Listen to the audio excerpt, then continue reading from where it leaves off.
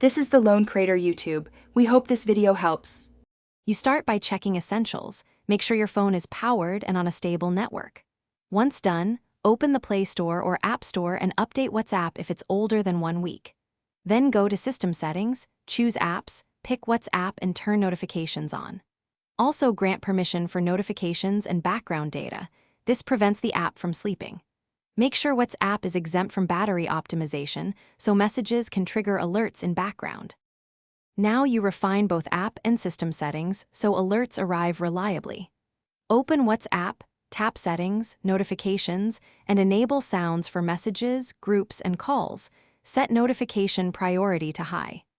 Next, in System App Info, allow background activity and exempt WhatsApp from data saver. That ensures the app can receive push data. Also check your phone's Do Not Disturb rules and add WhatsApp as an exception. To finish, restart your phone and ask someone to send a WhatsApp message. You should get a visible alert and sound within 30 seconds.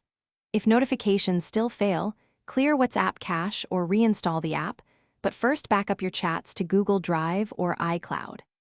As a final troubleshooting tip, verify carrier push services by toggling airplane mode for 5 to 10 seconds.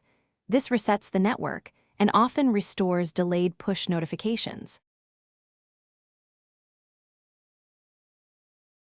Thanks for watching. Consider subscribing if we helped you.